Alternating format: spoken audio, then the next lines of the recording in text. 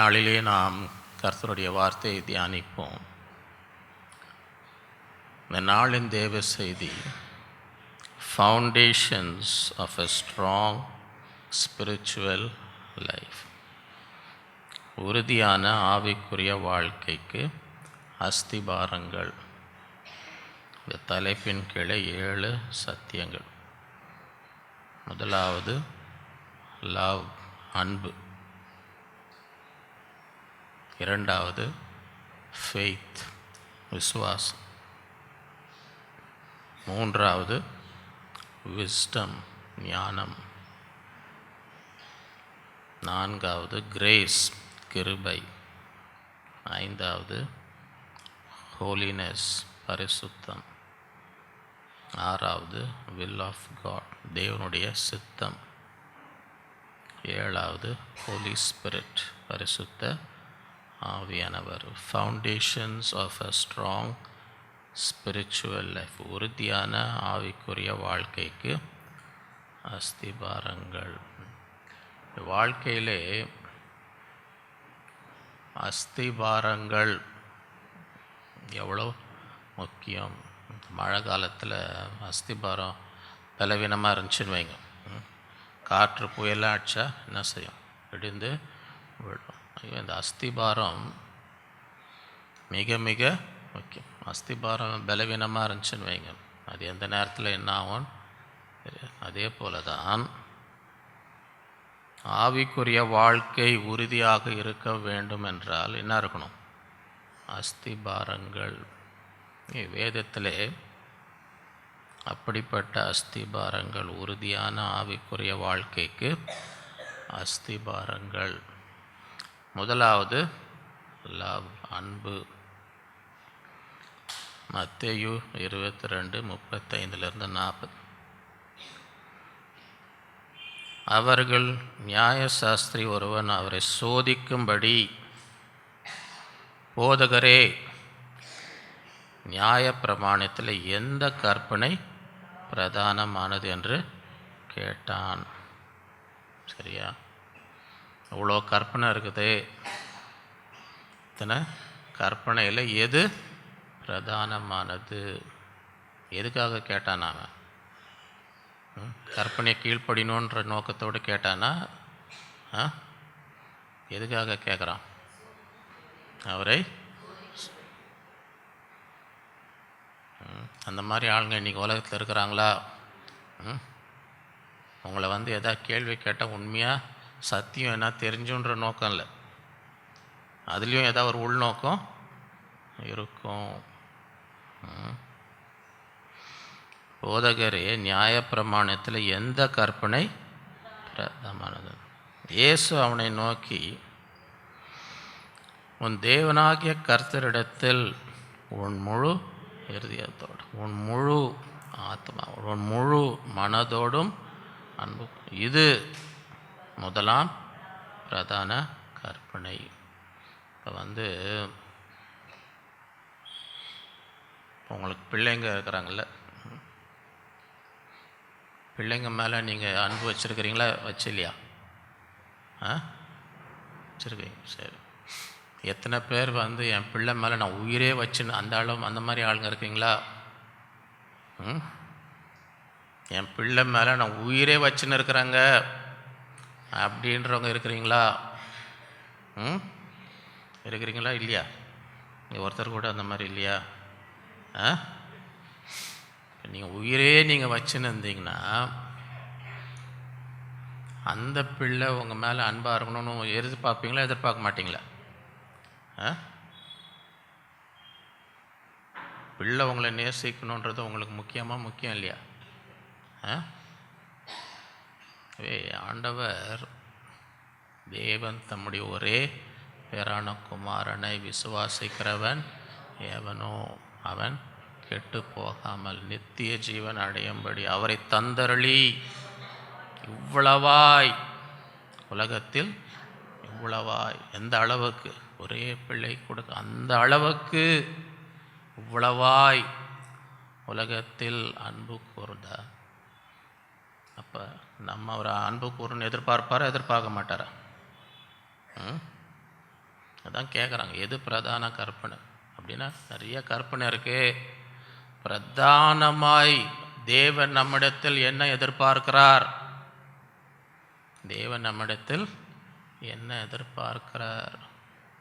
இது இல்லைன்னு வைங்க, மீதி எது இருந்தாலும் பிரயோஜனம் அல்ல. முதல்ல இதை நிறைவேற்றுகிறோமா? ஏன்னா தேவன் இவ்வளவாய் நம்மிடத்தில் அன்பு கூர்ந்து தம்முடைய ஒரே பேரான குமாரனை கொடுத்து இவ்வளவாய் நம்ம மேலே உயிரே வைத்திருக்கும் பொழுது அவர் நம்மிடத்திலிருந்து என்ன எதிர்பார்க்கிறார்? அவருடைய பிள்ளைங்க என்ன செய்யணும்?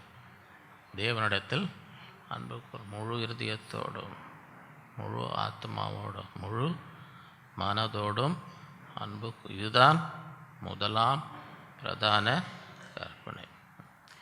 இதற்கு ஒப்பாயிருக்கிற இரண்டாம் கற்பனை என்னவென்றால், உன்னிடத்தில் நீ அன்பு கூறுவது போல பிறனிடத்திலும் அன்பு கூறுவாயாக என்பது. இவ்விரண்டு கற்பனை, நியாயப்பிரமாணம் முழுமையும் தீர்க்க தரிசனங்களும் அடங்கி இருக்குது. இப்போ உங்களுக்கு 2 பிள்ளைங்க அல்லது இன்னும் கொஞ்சம் அதிகமாக இருக்குதுன்னு வச்சுங்க, சரியா? உங்கள் பிள்ளைங்க ஒருத்தர் நேசிக்கணுமா எல்லாம் சண்டை போட்டுன்னு யாரை என்ன பண்ணலான்னு காத்துட்டு இருந்தால் எது உங்களுக்கு சந்தோஷம்? உங்களுக்கு ஒரே பிள்ளையாக இருந்தால் விட்டுருங்க, அந்த பிரச்சனை வராது. 2 பிள்ளைங்க 3 பிள்ளைங்க இருந்தால் அந்த பிள்ளைங்க ஒருத்தர் மேலே அன்பாக இருக்கணும்னு எதிர்பார்க்குறீங்களா? எப்போ பார்த்தாலும் சண்டை போட்டுன்னு இருக்கணும்னு எதிர்பார்க்குறீங்களா? முட்டின்னு சாகணும்னு யாருன்னா எதிர்பார்க்குறீங்களா? அதே போல தான் ரெண்டாம் கற்பனை என்ன? ஆண்டவர் என்ன எதிர்பார்க்கிறார்? உன்னிடத்தில் நீ அன்பு கூறுவது போல பிறனிடத்திலும் என்ன செய் அன்பு. இவரண்டு கற்பனைகள் எல்லாமே அடங்கியிருக்கு. நியாயப்பிரமாணம் முழுமையும் தீர்க்க தரிசனங்களும். இதை 2 செய், தன்னால் மீதியெல்லாம் என்ன செய்யும்? எல்லாம் இது உள்ளதான் இருக்குது. எல்லா கற்பனையும் இது உள்ளதான். இது 2 நீ செஞ்சனா எல்லா கற்பனையும் இதுக்குள்ளேயே வந்துடும். ஐயோ, இந்த நாட்கள் இதுதான் அஸ்திபாரம். இது இல்லாமல் இதை விட்டுட்டு தேவனிடத்துலேயும் அன்பு இல்லை, மற்றவங்க மேலேயும் அன்பு இல்லைன்னு நான் தான் போட்டு ஃபுல் வால்யூமில் அலையிலுவான்னு கத்தின்னு இருந்தால் கூட பிரயோஜனம். சில பேருக்கு அந்த கிருபை இருக்குது. ரோமர் 13:8-10. ஒருவனிடத்தில் ஒருவர் அன்பு கூறுகிற கடனே அல்லாமல் மற்றென்றிலும் ஒருவனுக்கும் கடன் படாதிருங்கள். பிறனிடத்தில் அன்பு கூறுகிறவன் நியாயப்பிரமாணத்தை நிறைவேற்றுகிறான். அந்த காலத்துலலாம் ஐயா நான் வண்டி வாங்கியிருக்கிறேன் ஜோம் பண்ணுங்கன்னா என்ன அர்த்தம்? காசு சேர்த்து வச்சு வண்டி வாங்கியிருக்கிறாருன்னு அர்த்தம். ஐயா வீடு வாங்கியிருக்கிறேன் வந்து ஜோம் பண்ணுங்கன்னா என்ன அர்த்தம்? காசெல்லாம் சேர்த்து வச்சு வீடை வாங்கியிருக்கிறாங்க, எல்லாம் பே பண்ணிட்டாங்கன்னு அர்த்தம். இந்த காலத்தில் அப்படி இல்லை. ஐயா வண்டி வாங்கியிருக்கிறேன்னா என்ன அர்த்தம்? அது இன்னும் ஒரு 5 வருஷத்துக்கு கடன் இருக்கும், அது இன்னும் முழுசாக கட்டி ஐயா வீடு வாங்கியிருக்குன்னா அது ஒரு 10-15 வருஷத்துக்கு இருக்கும். சரியா? சொல்கிறது புரியுதா உங்களுக்கு? ஏதோ இன்னும் முழுசாக வாங்கலை. இப்போ நீங்கள் ஐயான்னு ஜோம் பண்ண ஆண்டவரே இந்த வீட்டை இந்த வண்டியை கொடுத்தீங்கன்னு சொல்லி முடிக்க முடியாது. இந்த கடனையும் அடைக்கணும், அதிகம் சேர்த்து வைக்கணும். ஏன்னா இன்னும் ஃபுல்லாக என்ன செய்யலை, எல்லாம் வாங்கிட்டாங்க ஆண்டவரே ஆசீர்வச்சின்னு போயிட முடியாது. ஏன்னா அவன் தூக்கின்னு போய்டும். கடன் அடைக்கலன்னு நான் வந்து என்ன பண்ணுவான்? நாங்கள் பிரதர் அன்றைக்கி வண்டி அது போயிடுச்சுங்க ஐயா, நான் அடைக்கல. அவ்வளோ நேரம் நீங்கள் போய் ஜோம் பண்ணி சொல்கிறது புரியுதா உங்களுக்கு? அந்த காலத்துக்கும் இந்த காலத்துக்கும் அந்த காலத்துலலாம் அவ்வளோ ஈஸியாக கடன் கிடைக்காது. இப்போ எல்லாமே ஃபைனாக அவனே வாங்குங்கன்னு அவனே வாங்குங்க கொஞ்சம் மாதம் இவ்வளோதான் ஆகணும்னு போட்டு எல்லோரும் என்ன பண்ணுறான்? நல்லா இருந்தவங்களையும் கடன் பிரச்சனை இல்லாத இருந்தவங்களையும் என்ன பண்ணி விட்ருவோம்? மாட்டி விட்ருவோம். 2020 லாக்டவுனில் எவ்வளோ பேர் மாட்டினாங்க பார்த்தீங்களே? மாதம் அவங்களால என்ன பண்ணுவாங்க? வருமானம் நின்ன பிறகு அவங்க எந்த எதிர்பார்ப்பில் எனக்கு மாதம் இவ்வளோ வருது, இதில் நான் இவ்வளோ கட்டின்னு இருப்பேன்ற எண்ணத்தில் தான் என்ன செய்கிறாங்க? இப்போ திடீர்னு எல்லாரையும் வீட்டில் உட்காரன்னு இப்போ எப்படி கட்டுவாங்க? இப்போ எப்படி கட்டுவாங்க? இதுவே தான் அந்த காலத்துக்கும் இந்த காலத்துக்கும் வித்தியாசம். அந்த காலத்தில் வந்து லிவ் விதின் யோர் மீன்ஸ் சொல்லுவாங்க. லிவ் விதின் யோர் அப்படின்னா என்ன அர்த்தம்? உனக்கு எவ்வளோ வருமானம் இருக்கோ உன் செலவு அதோட கம்மியாக இருக்கணும். உனக்கு 1000 ரூபாய் வருமானம்னா உன் செலவு அதோட கம்மியாக இருக்கணும். அப்போ தான் வந்து நீ கொஞ்சம் சேர்த்து வைக்க முடியும். எதிர்காலத்துக்கு என்ன செய்ய முடியும்? சேர்த்து வைக்க முடியும். நீ 1000 ரூபாய் வாங்கினு 10,000 செலவு பண்ணினேன்னு வை. சரியா? ஒருவர் இடத்தில் ஒருவர் அன்பு கூற கடனே அல்லாமல் இந்த வசனம் வாசிக்கும் போது எல்லாம் ஒரு மாதிரி பார்க்குறாங்க. நான் சொல்ல இது பைபிளில் இருக்குது. நான் ஏதோ சொல்கிறேன்னு தப்பாக என்ன பார்க்காதீங்க. நான் எதுவுமே சொல்லுங்க. இது வந்து ஆண்டவர் எழுதி வச்சு 2000 வருஷத்துக்கு முன்னாடி எழுதி வச்சதுன்னு புதுசாக எழுதலை. 2000 வருஷத்துக்கு முன்னாடி இதை வாசிக்கும் போதே நான் பார்க்குறேன். ஆவியில் உணர்றேன். நான் ஆவியில் உணர்றேன். இந்த வசனம் வாசிக்கும் போது ஒரு மாதிரி நான் உணர்றேன். ஒருவரிடத்தில் ஒருவர் அன்பு கூறுகிற கடனே அல்லாமல் மற்றொன்றிலும் ஒருவனுக்கும் கடன்படாதிருங்கள். பிறனிடத்தில் அன்பு கூறுகிறவன் நியாயப்பிரமாணத்தை நிறைவேற்றுகிறான். எப்படி என்றால், விபச்சாரம் செய்யாதிருப்பாயாக, கொலை செய்யாதிருப்பாயாக, களவு செய்யாதிருப்பாயாக, பொய் சாட்சி சொல்லாதிருப்பாயாக, இச்சையாதிருப்பாயாக என்கிற இந்த கற்பனைகளும் வேறு எந்த கற்பனையும் உன்னிடத்தில் நீ அன்பு கூறுவது போல பிறனிடத்திலும் அன்பு கூறுவாய் என்ற ஒரே வார்த்தையில் தொகையாய் அடங்கியிருக்கிறது. அன்பானது பிறனுக்கு பொல்லாங்கு ஆதலால் அன்பு நியாயப்பிரமாணத்தின் நிறைவேறுதலாக இருக்கிறது. நீ அன்பு கூறினா யாருக்கும் எதையும் தீமையாக என்ன செய்ய மாட்டேன். நீங்கள் அன்பு கூறுறவங்களுக்கு எதாவது தீமை செய்வீங்களா? அன்பு கூறும்போது யாருக்குமே என்ன செய்ய மாட்டோம், தீமையை செய்ய மாட்டோம். அது இயற்கையாக வரும். அது ஒன்றும் கஷ்டமே இல்லை. அன்பு இருந்தால் இயற்கையாக அவங்களுக்கு என்ன செய்ய மாட்டோம், தீமை. அன்பு இல்லைனால தான் எல்லா பிரச்சனையும் வரும். அன்பு இல்லைன்னு வைங்க, அன்பு இல்லைன்னா வம்பு வரும். வருமா வரலையா? ஏன் எல்லாம் அமைதியாகிடுறீங்கன்னு தெரியல. அன்புன்னு சொன்னாலே ஒரு மாதிரி வால்யூம் கம்மியாகிட்டு. அன்பை பற்றி பேசினாலே எல்லாம் அப்படி இவர் இந்த டாபிக் விட்டு அடுத்த பாயிண்ட் போவாரான்ற மாதிரி பார்க்குற மாதிரி தெரிஞ்சு எனக்கு. சீக்கிரமாக அடுத்த பாயிண்ட் போவாரா? போக மாட்டேங்க. இந்த மாதம் 5 வாரம் இருக்குது. ஒன்றும் அவசரமே இல்லை எனக்கு. கேலண்டர் பார்த்தீங்களா? பார்த்துட்டு தான் வந்தேன். நான் செக் பண்ணிட்டு தான் வந்தேன். ஒன்றும் அர்ஜென்ட்டு. இந்த மாதம் வந்து 5 வாரம் இருக்குது. 5 வாரம் அவசரமே இல்லை எனக்கு. ஒன்றும் அவசரமே இல்லை. எல்லா பாயிண்ட்லையும் நல்லா உக்காந்துட்டு நல்லா மாவு அரைக்கிற மாதிரி ஃபுல்லாக அரைச்சி மெதுவாக போகலாம். ஒன்றும் அர்ஜென்ட்டு இல்லை. ரோமர் 8:35-39 உமது நிமித்தம் எந்நேரமும் கொல்லப்படுகிறோம், அடிக்கப்படும் ஆடுகளைப் போல எண்ணப்படுகிறோம் என்று எழுதியிருக்கிறபடி நேரிட்டாலும் எப்பொழுதும் ஒவ்வொரு நாளும் உமது நிமித்தம் ஆண்டவருக்காக ஒவ்வொரு நாளும் கொல்லப்படுகிறோம், அடிக்கப்படும். அப்படி நடந்தாலும் அப்படி நேரிட்டாலும் கிறிஸ்துவின் அன்பை விட்டு நம்மை பிரிப்பவன் யார்? இதுதான் அஸ்திபாரம். உறுதியான கிறிஸ்துவின் அன்பை விட்டு பிரிப்பவன் யார்? உபத்திரவமோ, நல்ல அன்பில் கிறிஸ்துவின் அன்பில் ஆழமாக இருந்தால் உபத்திரம் வந்தால் கூட என்ன செய்ய மாட்டோம், இந்த அன்பை விட்டு கிறிஸ்துவின் அன்பை விட்டு என்ன செய்ய மாட்டோம், பிரிய மாட்டோம். உபத்திரவமோ,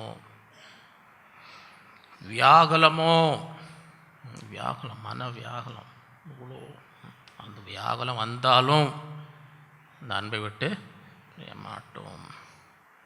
துன்பமோ, துன்பங்க நாங்கள் இவ்வளோ துன்பம் வந்தால் கூட பிரிய மாட்டோம். பசியோ, சாப்பாடே இல்லைங்க, என்னாங்க அது சாப்பாட்டு கூட எனக்கு வழி இல்லைங்க, சாப்பாட்டு கூட எனக்கு வழி இல்லைங்க. அப்படி வந்தாலும் நிர்வாணமோ அவமானம். இந்த அளவுக்கு எத்தனையோ பேர் அதெல்லாம் நடந்திருக்கு. நம்ம வட இந்தியாவிலே பண்ணியிருக்கோம். கிறிஸ்தவங்களை என்ன பண்ணி இந்த மாதிரிலாம் பண்ணியிருக்கோம். தெருவில் கூட்டிட்டு போய் மோசமோ இவ்வளோ நாசம் ஆயிடுச்சு, இவ்வளோ மோசமாயிடுச்சுங்க. திடீர்னு தண்ணி வந்து என் சாமான்லாம் நாசமாயிடுச்சுங்க. நான் கிறிஸ்மஸ் டைமில் போய் எனக்கு இந்த மாதிரி ஒரு செலவு வந்துச்சு. மோசமோ பட்டயமோ, கத்திலேருந்து குத்த வராங்க, என்ன கத்தி எடுத்துன்னு குத்த வரான் ஒருத்தர். நான் எது சொன்னாலும் நம்ம ஊர் நினச்சிக்க, இது வேற ஏதோ தேசத்தில் சரியா? யாரும் என்ன செய்யக்கூடாது, எது சொன்னாலும் கோச்சிக்கூடாது. உங்களை பற்றியே நான் சொல்ல சில பேர் எப்படி போதகருக்கு நம்ம வீட்டில் நடக்கிறலாம் தெரிந்து எப்படி பிரசங்கத்தில் அப்படியே சொல்கிறாருன்றாங்களாம். நான் கேள்விப்படுறேன். எப்படி நம்ம வீட்டில் பேசுகிறத அப்படியே பிரசங்கத்தை சொல்ல, யார் இவருக்கு நம்மளை பற்றி போய் சொல்கிறா அப்படின்னு நான் கேள்விப்படுறேன். நான் சரியா? நான் யார் வீட்டுக்கும் வரதில்லை, யார் வீட்டில் என்ன நடக்குதுன்னு எனக்கு தெரியாது. நீங்கள் அங்கே என்ன பேசுகிறீங்கன்னு எனக்கு தெரியாது. நீங்கள் சிரிச்சின்னு பின்னால் போய் என்னை பற்றி பேசுகிறீங்க அதுவும் எனக்கு தெரியாதுன்னு வைங்க, சரியா? அதனால் நான் எது சொன்னாலும் யாரையோ பற்றி சொல்கிறேன். இவர் என்னன்றாரு, இவர் கல்யாணம் பண்ணுறதுக்கு முன்னாடி அந்த கல்யாணம் பண்ணுற பொண்ணு எங்கேயோ ரொம்ப தூரத்தில் இருந்துச்சான், சரியா? அதுக்கிட்ட போய் ஒரு 10 நிமிஷம் பேசணும், 45 நிமிஷம் பிரயாணப்பட்டு போகிறோம். அதுக்கிட்ட என்ன பண்ணுமா, இந்த 10 நிமிஷம் பேசுகிறதுக்கு 45 நிமிஷம் ட்ராவல் பண்ணி போய் உக்காந்து பேசிட்டு அப்போ போயிட்டு திருப்பி வர்றதுக்கு இன்னொரு 45 நிமிஷம், ரெண்டும் சேர்த்து எவ்வளோ ஆகுது? 1.5 மணி நேரம். சும்மா அந்த 10 நிமிஷம் பேசுகிறதுக்கு இப்படி பண்ணின்னு இருந்தாலும், சரியா? இப்போ என்னன்றாரு, இப்போ கல்யாணம் ஆயிடுச்சுங்க, கல்யாணம் ஆயிடுச்சு. அது பக்கத்து ரூமில் தான் இருக்குது, அங்கே கிச்சனில் இருக்குது. எங்கே இருக்குது? கிச்சனில் தான். அங்கே உள்ளே போகிறதுக்கு எனக்கு பயமாக இருக்குது, ஏன்னா அங்கே கத்தி இருக்குது. கிச்சனில் என்ன இருக்குதான்? கத்து. அது கோவம் வந்துச்சுன்னா முந்தி 45 நிமிஷம் போயின்னு இருந்தேன், இப்போ இங்கே பக்கத்து அங்கே தான் இருக்குது. உள்ளே போகிறதுக்கு என்னவா இருக்குது? அவருக்கு பயமாக இருக்குது, அங்கே கத்தி இருக்குது. ஏதோ திடீர்னு அதை கோவம் வந்துச்சுன்னு கத்தி எடுத்துச்சுன்னா என்ன பண்ணுன்னு தெரியலையே, பயந்துன்னு இருக்கிறான்றாரோ. ஐயோ, எதுவுமே நம்ம ஊரை பற்றி இல்லை, சரியா? இங்கே எல்லாம் நல்லவங்க, இங்கே யாரும் பயப்படாதீங்க. இந்த பக்கம் யாரும் பயப்படாதீங்க, சரி? இந்த பக்கம் நீங்கள் யாருமே என்ன செய்யாதீங்க, பயப்படாதீங்க. இது நம்ம சபை பற்றியே கிடையாது. பட்டயமோ இவைகள் எல்லாவற்றிலேயும் நாம் நம்பில் அன்பு கூறவர்களாலே முற்றும் ஜெயங்குள்ளவராக இருக்கிறோமே. நம்ம நேசிக்கிற அவர் மூலமாக, நம்ம இடத்துல அன்பு கூறுகிற அவர் மூலமாக நம்ம என்ன செய்கிறோம்? முற்றிலும் ஜெயம் கொடுக்குறோம். மரணமானாலும் அப்படின்னா உயிரே போனால் கூட ஓ நாங்கள் இவ்வளோ ஜோம் பண்ணோம், ஆண்டவர் எடுத்துட்டார், நாங்கள் பண்ணுறது. மரணமானாலும் ஜோம் பண்ணுற எல்லாரும் நல்லா ஆகிட்டாங்களா? எவ்வளோ பேர் நல்லா ஆகுறாங்க, சில பேர் என்ன ஆகலை. எவ்வளோ ஜோம் பண்ணியும் மறிக்கிறாங்க.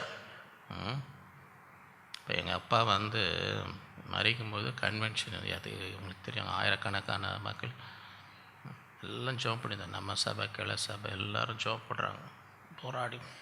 அவ்வளோ பேர் ஜோம் பண்ணி அன்றைக்கி ராத்திரி இறந்துட்டார். நாங்கள் தான் நிற்கிறோங்க, நாங்கள் தான் ஹாஸ்பிட்டலில் அந்த மீட்ரு போயினே இருக்குது. திடீர்னு அப்படியே நேர் லைன் வந்துச்சாங்க. நேர் லைன் வந்தால் என்ன அர்த்தம்? உயிர் போச்சு. இங்கெல்லாம் ஜோம் பண்ணின்னு இருக்கிறாங்க, எல்லாம் போராடி. அத்தனை சபையார், கிளை சபையார், போதகர் அத்தனை பேர் ஜபம் பண்ணியும் ஆண்டவர், அதனால் யாருன்னா கோச்சிக்கிறோமா? அது இப்போ அந்த நினைவு நாள் ஒரு கொண்டாட்டமாக ஆயிடுச்சு.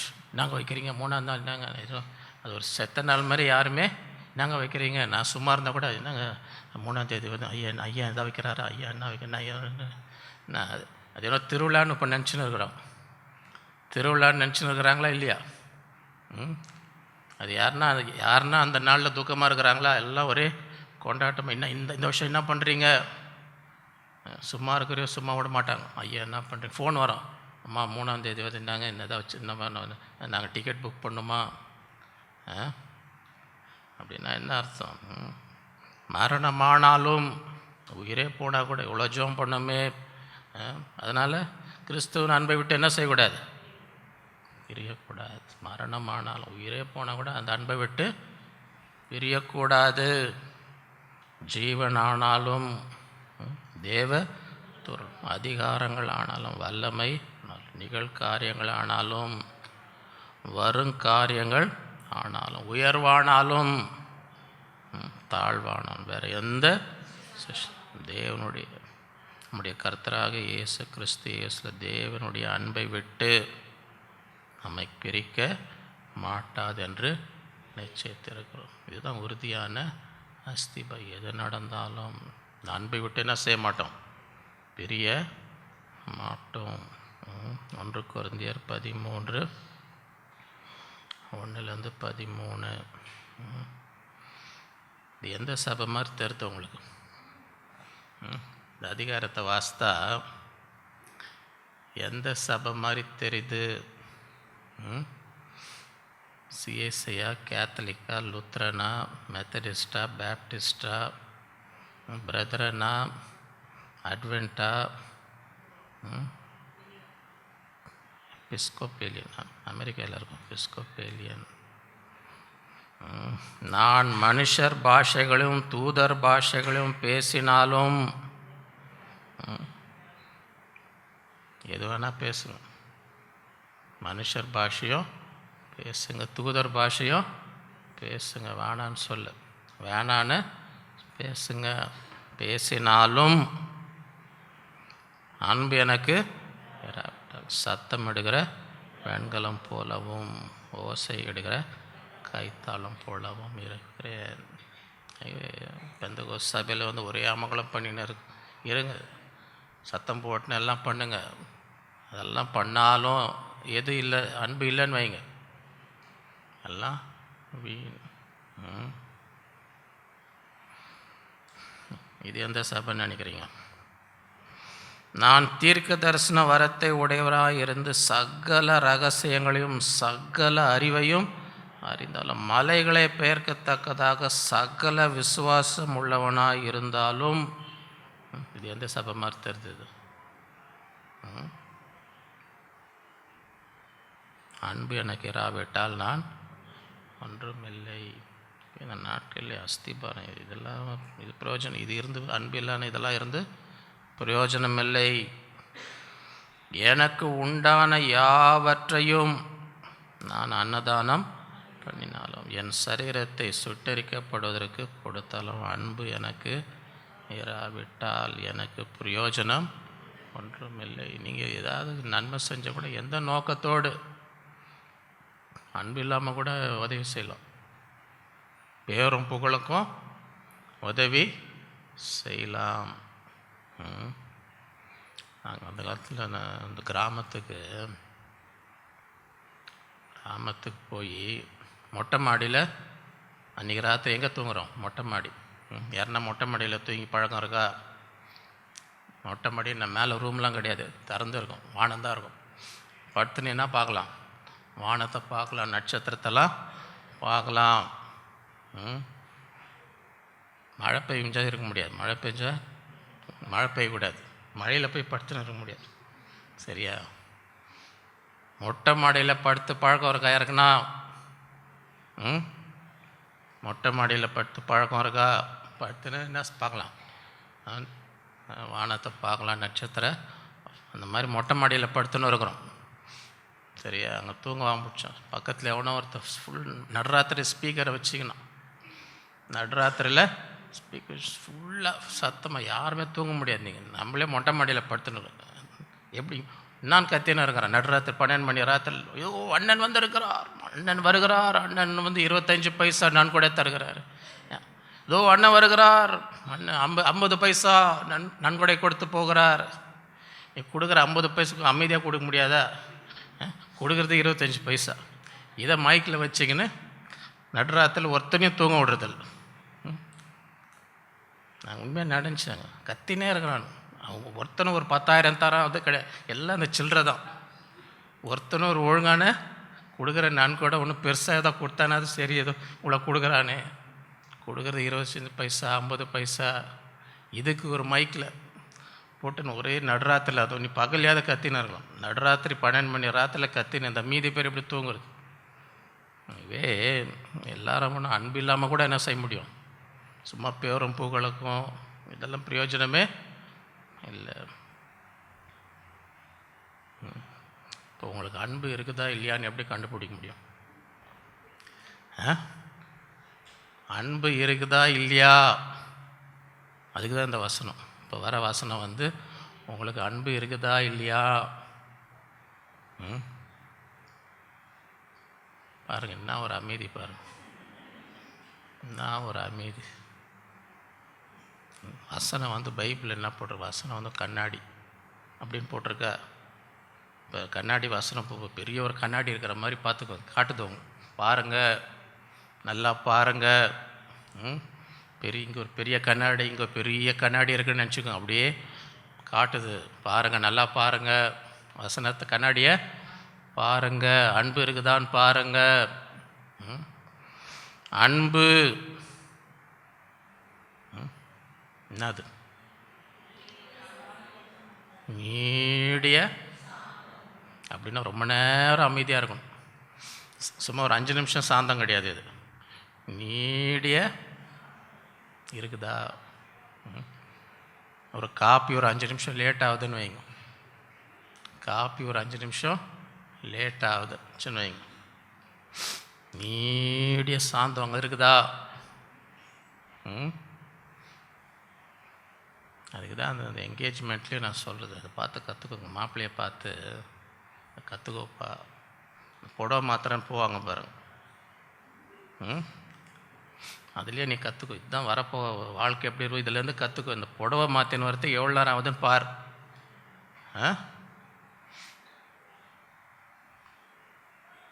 ஒரு போதகர் போதகர் குடும்பத்தில் இந்த மாதிரி என்கேஜ்மெண்ட் சரியா நான் தான் நடத்துகிறேன். அவர் போதகர் இருக்கிறதுனா நிறைய போதகரை கூட்டின்னு வந்துட்டார், நிறையா ஃபுல்லாக மேடை ஃபுல்லாக போதகருங்க. புடவை மாற்ற போனாங்க பாருங்க, அவங்க பாட்டு தாள் எதோ பாட்டு எல்லா பாட்டும் பாடியாச்சு, அந்த பாட்டு தாளில் இருக்கிற எல்லா பாட்டும் பாடியாச்சு, எல்லாம் இப்போ பாட்டும் இல்லைங்க. பார்த்து நிறைய ஊழியர், ஐயா நீங்கள் ஜெபம் பண்ணுங்க, அவர் ஒருத்தர், ஐயா நீங்கள் அவர் முடிச்சார், இன்னும் நீங்கள் பண்ணுங்க, நீங்கள் பண்ணுங்க, நீங்கள் பண்ணுங்க, நீங்கள் பண்ணுங்க. அத்தனை பேரும் பாட்டம் பாடியாச்சு. எல்லாரையும் என்ன பண்ணுறதுன்ற நேரத்தில் மெதுவாக அந்த ஒரு புடவை மாற்றின்னு வர்றது சரியா. அதுதான் நம்ம மாப்பிள்ளைங்க பார்த்து கற்றுக்கோ. இதுதான் வரப்போகிற வாழ்க்கை எப்படி இருக்கும் இன்றைக்கி. இது வந்து உனக்கு ஒரு ஆயத்தம், இது வந்து ஆயத்தம். இதை நல்லா கற்றுக்கோ, இன்றைக்கி பாடத்தை கற்றுக்கோ. வேறு எதுவும் எதிர்பார்த்துன்னு வந்து தேவையில்லாத பிரச்சனை பண்ணின்னு இருக்காத. இன்றைக்கி அவங்க யாருன்னு உனக்கு காட்டியிருக்கிறாங்க, பார்த்துக்கோப்பா. ஆளுன்னு தெரியாமல் என்ன பண்ணாது. நீடிய நான் சொல்கிறதெல்லாம் நடக்குதா இல்லையா, ஒரு மாதிரி பார்க்குறீங்க, நடக்குதா இல்லையா?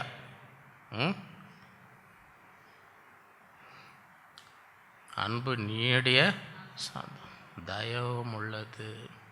தயவா இருக்கும். அன்பு எப்படி இருக்கும்? தயவு. ஒருத்தருக்கு எப்படி இருக்கணும்? தயவாக இருக்கும். அன்புக்கு பொறாமை இல்லை. அதுவே ஒன்றும் இல்லை. இப்போ உங்கள் மேலே உண்மையாக யாருன்னா அன்பு வச்சுருக்கிறாங்களா இல்லையான்னு எப்படி கண்டுபிடிக்க முடியும்? உண்மையாக உங்கள் மேலே ஒருத்தவங்களுக்கு அன்பு இருக்கா இல்லையா என்று எப்படி கண்டுபிடிக்க முடியும்? உங்களுக்கு எதாவது நல்லது நடந்துச்சுன்னு வைங்க சரியா. இப்போ நீங்கள் தான் புதுசாக ஒரு வீடு வாங்கியிருக்கிறீங்கன்னு வச்சுங்க, இல்லை புதுசாக ஒரு வண்டி ஏதோ வீடு வாங்கிட்டேன், நாங்கள் புது வீடு வாங்கியிருக்கிறோம், உடனே முகத்தை பாருங்கள், உடனே பாருங்கள். கொஞ்சம் டைம் கொடுத்தீங்கன்னா அட்ஜஸ்ட் பண்ணிப்பாங்க. நீங்கள் சொன்ன உடனே ரியாக்ஷன் அதிலே தெரிஞ்சுக்கணும். நீங்கள் அதுக்குள்ளே கொஞ்சம் அட்ஜஸ்ட் பண்ணி ஈன்னு சிரிப்பாங்க. அது டைம் உடனே என்ன ரியாக்ஷன் வருது, வீடு வாங்கிட்டாங்கன்னு அதுலேயே ஏன்னா முகத்தில் என்ன வரும்? பொறாமல் இருந்தால் டக்குன்னு ஒரு முகம் கொஞ்சம் ஒரு முன்னாடி அப்படி அப்படி அப்படி அதுக்கப்புறம் அப்படியே ரொம்ப சந்தோஷம், ரொம்ப சந்தோஷம். இது இருக்கட்டும். இந்த சந்தோஷம் வர்றதுக்கு முன்னாடி என்ன இருந்துச்சு உன் முகத்தில்? நான் சொல்கிறது நடக்குதா இல்லையா? நீ அதிலே பார்க்கலாம். பார்க்கும்போதே உங்களுக்கு நல்லது நடந்துன்னு உடனே முகத்தில் என்ன வருது, அதுலேயே அவங்களுக்கு என்ன பொறாமை இருக்குதா இல்லையான்னு நீங்கள் ஆனால் உஷாராக பார்க்கணும். சரியா? நீங்கள் உஷாராக இல்லைன்னு வைங்க, ஏமாந்துன்னு இருப்பீங்க. உலகமே என் மேலே அன்பாக இருக்கிறாங்கப்பா, எல்லாம் அப்படி சந்தோஷம் பொங்குது. ஏமாறாதீங்க. உண்மையான உங்கள் மேலே அன்பு இருக்கிறவங்க அவங்களுக்கு என்ன வரணும்? உங்களுக்கு ஒரு நல்லது நடந்தால் அவங்களுக்கு என்ன வரணும்? சந்தோஷம் வரணும். அன்புக்கு பொறாமை. அன்பு தன்னை புகழாது. சும்மா உங்களுக்கு ஃபோனை பண்ணி எக்காலத்தையும் ஊற்றி நின்றாங்கன்னு வைங்க, நாங்கள் இதை வாங்கிட்டோம், அதை வாங்கிட்டோம், என் பிள்ளைக்கு இது வந்தது, என் பிள்ளைக்கு உள்ள சம்பளம் வருது, இதிலே தெரியுது. இது அன்பு தன்னை என்ன செய்யாது. உங்களை புகழ்கிறாங்களா, உங்களுக்கு பண்ணி எவ்வளோ உங்களை எதாவது பாராட்டினா அது அன்பு. உங்களுக்கு பண்ணி தங்களையே புகழ்ந்துன்னு இருந்தால் இது என்ன இல்லை? அன்பு இல்லை. அன்பு தன்னை புகழாது. ஃபோனை பண்ணி பெருமையாக பேசுகிறவங்க உலகத்தில் இருக்கிறாங்களா இல்லையா? நான் ஏற்கனவே உங்களுக்கு வழி கற்றுக் கொடுத்தேன். இந்த மாதிரி யாருன்னா பண்ணால் என்ன பண்ணோன்னு. அது யாருக்குன்னா ஞாபகம் இருக்குதா? யாருன்னா உங்களுக்கு பண்ணி பெருமையே பேசினிருந்தாங்கன்னு வை, அந்த ஃபோனை நிறுத்துறதுக்கு என்ன பண்ணும்? அவங்களுக்கு யாரை பிடிக்காதோ அவங்க பெருமையாக பேசுங்க. அவங்கள பற்றி கேள்விப்பட்டீங்களாங்க, பாப்பா எங்கேயோ போயிட்டாங்க, நாங்கள் ஐயோ எனக்கு அர்ஜென்ட்டாக ஃபோன் வருதுங்க, அர்ஜென்ட்டாக என்னை கூப்பிட்றாங்கன்னு ஃபஸ்ட்டு ஓடுவாங்க. அவங்களால கேட்க முடியாது. காது கொடுத்து என்ன செய்ய முடியாது? கேட்க முடியாது. ஏன்னா அவங்களுக்கு பெருமையாக பேசுகிறதுக்கு தான் முடியும். அவங்களுக்கு பிடிக்காதவங்கள நீங்கள் புகழ்ந்து பேசுனீங்கன்னா தன்னால் என்ன பண்ணுவாங்க? ஃபஸ்ட்டு ஓடிடுவாங்க. இருமாப்பாய் இராது. உண்மையான அன்பு என்ன செய்யுது? பெருமை. அயோக்கியமானதை செய்யும், தற்பொழிவை நாடாது, சினம் அடையாது, தீங்கு இணையாது, அநியாயத்தில் சந்தோஷம், சத்தியத்தில் சகலத்தையும் தாங்கும், சகலத்தையும் விசுவாசம், சகலத்தையும் நம்பும், சகலத்தையும் செய்யும். இந்த மாதிரி அன்பு இருக்க வேண்டும். இந்த மாதிரி அன்பு இருந்துச்சுன்னு வைங்க, குடும்பத்தில் சமாதானம் இருக்குமா இருக்காதா? அப்போ சமாதானம் இல்லைன்னா இன்னும் இல்லைன்னு அர்த்தங்க. அதுதான் மெயின் பிரச்சனை. நீங்கள் அதை விட்டு வேறு எது நீங்கள் பண்ணாலும் பிரச்சனை போகாது. அஸ்திபாரமே இதுதான், இங்கே தான் இருக்குது பிரச்சனை, இங்கே தான் இருக்குது. இது சரி பண்ணலன்னு வைங்க, நீங்கள் வேறு என்ன தான் ட்ரை பண்ணாலும் பிரச்சனை போகாது. அன்பு ஒரு காலம் ஒழியாது. தீர்க்க தரிசனங்கள் ஆனாலும், அந்நிய பாஷைகள் ஆனாலும், அறிவானாலும், நம்முடைய அறிவு குறைவுள்ளது. நம்ம தீர்க்க தரிசனம் சொல்வதும் குறைவுள்ளது. நிறைவானது வரும்போது குறைவானது. நான் குழந்தையாக இருந்தபோது குழந்தையை போல பேசினேன், குழந்தையை போல சிந்தித்தேன், குழந்தையை போல யோசித்தேன். நான் புருஷனான போதோ குழந்தைகள் ஏற்றவர்களை ஒழித்து விட்டேன். எல்லாம் புருஷனை ஒழித்தாங்களா? இன்னும் குழந்தை மாதிரி யாருன்னா இருக்கிறாங்களே? இன்னும் குழந்தை மாதிரி யோசித்துன்னு இருக்கிறீங்க. திட்டுற மாதிரி யாருன்னா இருக்கிறாங்களா? சில பேர் அந்த மாதிரியும் திட்டுறாங்கன்னு கேள்விப்படுறேன் நான். இத்தனை வயசாகியும் இன்னும் என்ன மாதிரி இருக்கிறீங்க? நடக்குதா இல்லையா? நான் யார் வீட்டுக்கும் வரலனாலும்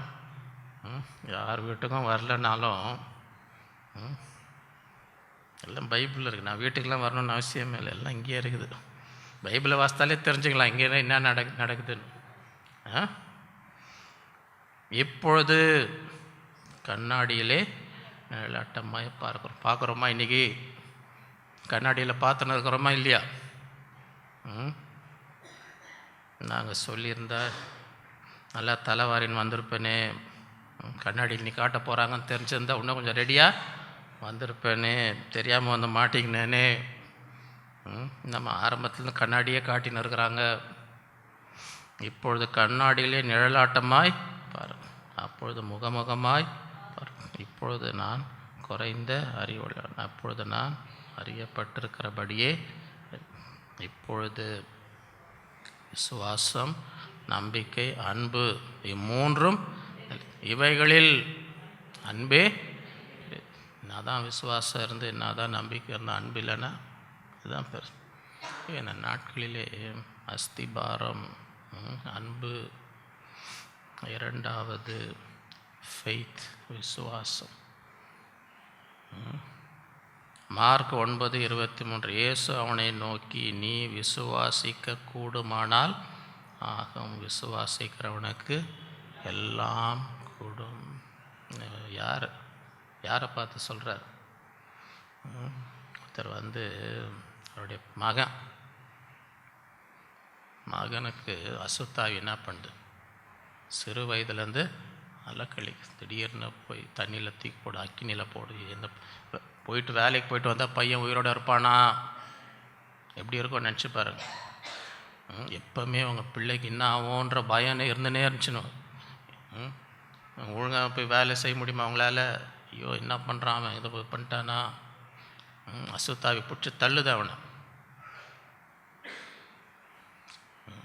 அவர் சொல்லுவாங்க, சீஷர்கிட்ட கூப்பிட்டு வந்தேன், அவங்களால் ஒன்றுமே செய்ய முடியல. உம்மால் ஏதாகிலும் செய்யக்கூடுமானால் எங்கள் மீது மனமிறங்கி எங்களை எங்களுக்கு ஏதாவது உதவி செய்யும் கெஞ்சுறார். ஏதாவது உம்மால் செய்யக்கூடுமானால். இயேசு அவனை நோக்கி, நீ விசுவாசிக்க கூடுமானால் விசுவாசிக்கிறவனுக்கு எல்லாம் கூடும். இந்த நாட்களிலே ஒரு அஸ்திபாரம், விசுவாசித்து தேவனுடைய ஆசீர்வாதங்களை என்ன செய்யணும்? பெற்றுக்கொள்ளும். விசுவாசம் இல்லைன்னா ஏதோ பெற்றுக்கொள்ளும். மார்க் 11:23-24 எவனாய்களும் இந்த மலையை பார்த்து நீ பெயர்ந்து சமுத்திரத்தில் தள்ளுண்டு போ என்று சொல்லி, இது எங்கே போகுது? இது எங்கே போகுது? அப்படி சொன்னால் நடக்காது. தான் சொன்னபடியே நடக்கும் என்று தன் இருதயத்தில் சந்தேகப்படாமல் விசுவாசித்தால். அதான் முக்கியம். சந்தேகப்படாமல் அவன் சொன்னபடியே ஆகும் என்று மெய்யாகவே உங்களுக்கு. ஆதலால் நீங்கள் ஜெபம் பண்ணும்பொழுது எவைகளை அவைகளை பெற்றுக்கொள்வோம் என்று விசுவாசம், அப்பொழுது அவைகள் உங்களுக்கு உண்டாகும் என்று. எத்தனை பேருக்கு ஜெபத்துக்கு பதில் வரணுங்க, என் ஜெபத்துக்கு பதில் வரணும் அப்படின்னு வாஞ்சிருந்தால் என்ன செய்யணும்? சந்தேகப்படாமல் விசுவாசம். ஜெபிக்கும் போது விசுவாசத்தோடு ஜெபிக்கணும். எபிரேயர் 10:35-36 ஆகையால் மிகுந்த பலனுக்கு ஏதுவான உங்கள் தைரியத்தை விட்டுவிடாதீர்கள். விசுவாசத்தினாலே நீதிமான் பின்வாங்கி போவான், ஆனால் அவன் மேல் என் ஆத்துமா. பழைக்கிற வழிங்க இதுதாங்க பிழைக்கிற வழி. எனக்கு ஒரு பிழைக்கிற வழி, நம்ம ஊரில் பழைக்கிற வழி, எனக்கு ஒரு பழைக்கிற வழியை காட்டுங்க, இதுதான் பழைக்கிற வழி. நீதிமான் இந்த உலகத்தில் பழைக்கணும்னா எப்படி பழைக்க முடியும்? விசுவாசத்தினால். விசுவாசம் இல்லைன்னா பழைக்கவே முடியாது. எபிரேயர் 11 விசுவாசம் இல்லாமல் தேவனுக்கு பிரியமாயிருப்பது கூடாத காரியம். ஏனென்றால் தேவனிடத்தில் சேருகிறவன் அவர் உண்டென்றும் அவர் தம்மை தேடுவர்களுக்கு பலன் அளிக்கிறவர் என்று விசுவாசிக்க வேண்டும். ஆண்டவரிடத்தில் வரும்போது தேவனிடத்தில் சேருகிறவன் அவர் உண்டு. அது மாத்திரமல்ல, நான் அவரை தேடினால் அவர் எனக்கு என்ன செய்வார்? பலன். அவரை தேடி எனக்கு பிரயோஜனம் இல்லைங்க, அந்த மாதிரி அவிசுவாசம் என்ன செய்யக்கூடாது. அவரை தேடினால் நிச்சயமாக தேவன் எனக்கு என்ன செய்வார்? பலன் அளிப்பார். எபிரேயர் 6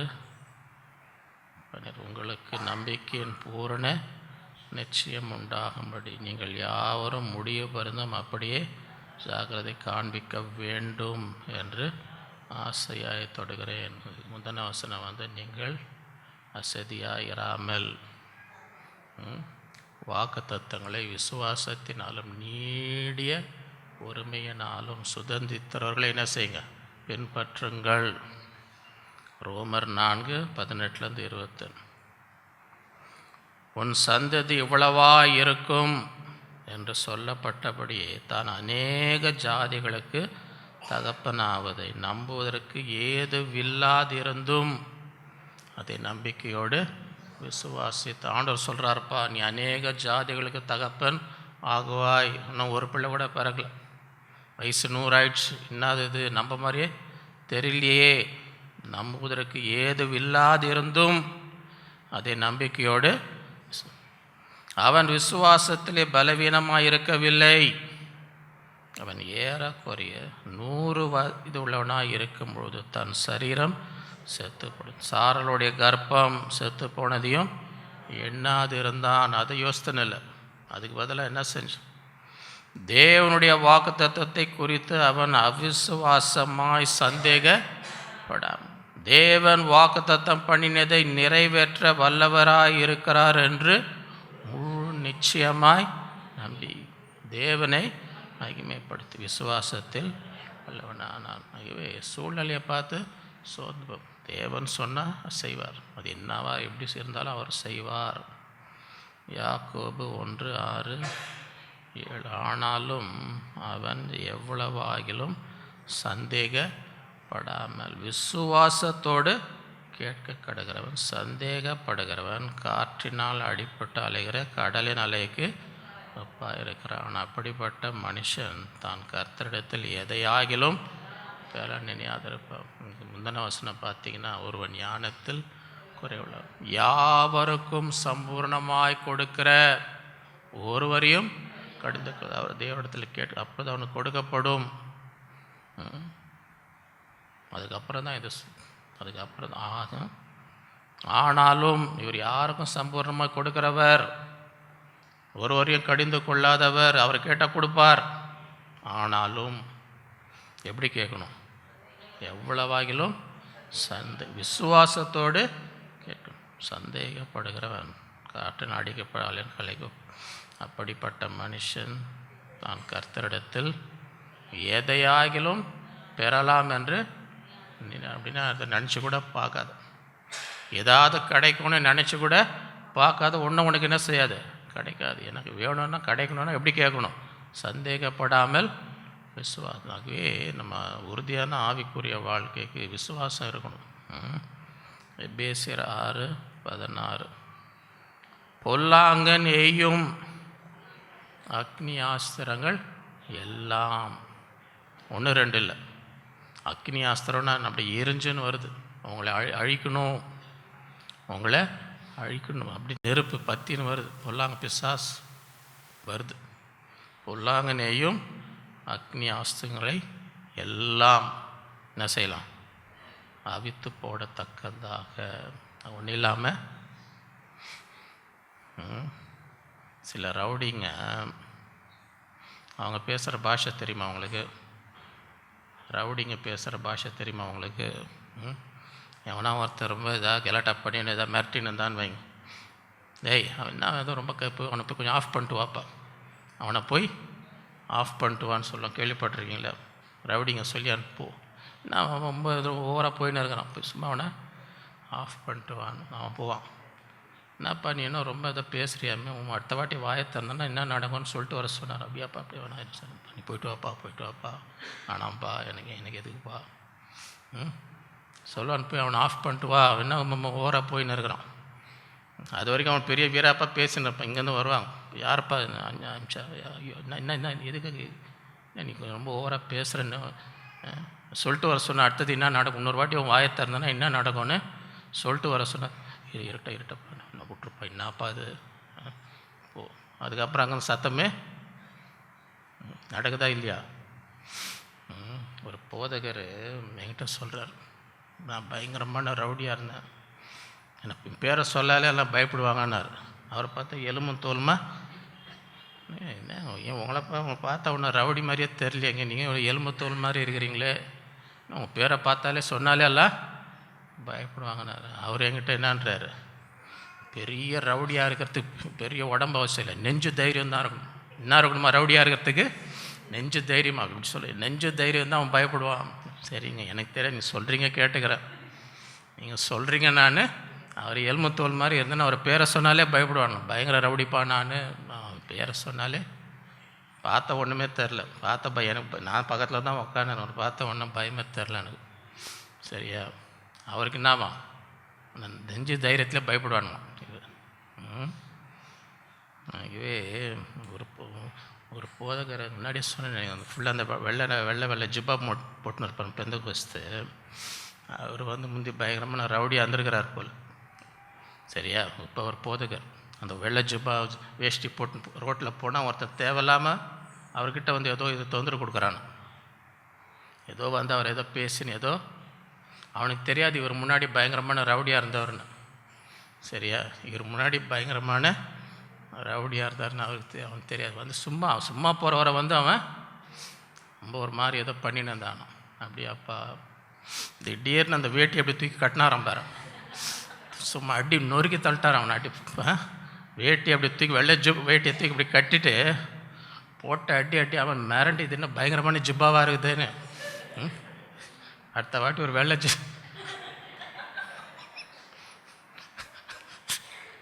ஜிப்பா பார்த்தாலே, எதுக்கு சொல்கிறேன்னா, பொல்லாங்கு நெய்யும் அக்னி ஆஸ்திரங்களை எல்லாம் அவித்து போடத்தக்கதாக அதெல்லாம் ஒன்றும் இல்லாமல் ஆக்கிறதுக்கு, அதுதான் வசனம். அது ஒன்றா நம்ம இந்த ரவுடி பாஷைன்னா அதை ஆஃப் பண்ணுறதுக்கு, ஏதாவது உங்களுக்கு விரோதமாக வருதுன்னு வைங்க, அவித்து எல்லாவற்றுக்கும் மேலாக என்ன இருக்கணும், விசுவாசம் என்னும் கேடகத்தை எடுத்துக்கணும். அதுதான் கேடகம். விசுவாசம் உங்கள் முன்னாடி இருக்குது, அது இன்னும் அமிச்சாலும் உங்களை என்ன செய்யாது, கேடகமே தடுத்துரும். அது உங்களை என்ன செய்யாது, பாதிக்காது. ஆனால் அந்த விசுவாசம் உங்களுக்கு இல்லைன்னு வைங்க, கேடகம் இல்லைன்னா அங்கேருந்து வர்றது என்ன செய்யும், அது என்னவாக இருந்தாலும் அதுதான் தான் அஸ்திபாரம். விசுவாசம்லாம் இதை வச்சு தான் தடுக்க முடியும். விசுவாசத்தை வச்சு தான் நீ என்ன வேணால் பண்ணு, ஒன்று என்ன என்கிட்டயே எனக்கு முன்னாடியே தடுத்துரும். இந்த விசுவாசம் கேடகம் என்ன பண்ணும், நீ என்ன வேணால் பண்ணு, என்ன ஒன்றுமே பண்ண. அது இருந்தால் தான் நமக்கு பாதுகாப்பு. ஐயோ இந்த கேடகம் இல்லாமல் இருந்து எப்பவுமே பயந்துன்னு அவிசுவாசமாக இருந்தீங்கன்னா அப்போ இப்படி தடுக்க முடியும். அவன் இப்போ எரிஞ்சுன்னு வருது, அக்கினி ஆஸ்திரம், அப்படியே அக்கினி எரிஞ்சுன்னு உங்களை அழிக்கணும்னு வரும்பொழுது என்ன இருக்கணும், உங்கள் முன்னாடி எல்லாவற்றுக்கும் மேலாகனா என்ன அர்த்தம், முக்கியம் இல்லையா, எல்லாவற்றுக்கும் மேலாக என்ன, விசுவாசம் என்னும் இடத்தை பிடித்து கொண்டவர்களாய் நெல்லுங்கள். மயக்கடிச்சு ஊழ்ந்து நறுங்கன்னு போட்டில்லை. ஐயோ வருதுப்பா உருண்டுனாங்க, மயக்கடிச்சு ஊன்ட்டாங்க. இந்த செய்தி கேட்டோன்னே மயக்கடிச்சு ஊன்ட்டாங்க. இந்த செய்தி கேட்டோன்னே அப்படியே வயிறு கலக்குதுன்னு ஓடினாங்க.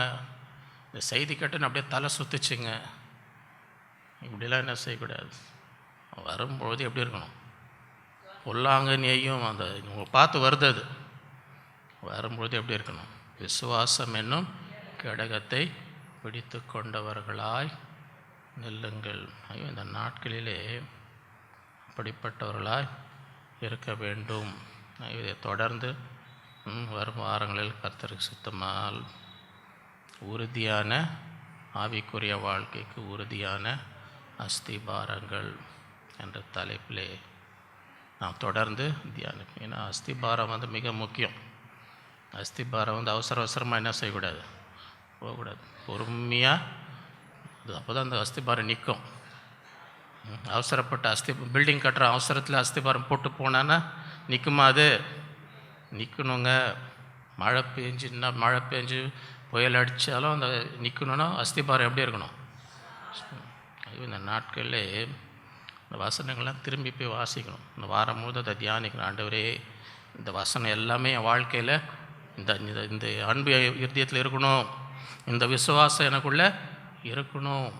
சும்மா இந்த காதில் கேட்ட அந்த காதில் வாசத்தை ஒவ்வொரு வசனமும் என் வாழ்க்கையில் நிறைவேறணும். இந்த அஸ்திபாரம் உறுதியாக எனக்குள்ளே இருக்கணும், நான் அனுபவிக்கணும் என்று இந்த வசனங்களை என்ன தொடர்ந்து தியானித்து, ஆண்டவரே இதெல்லாம் என்னுடைய அனுபவமாய் மாற்றும்.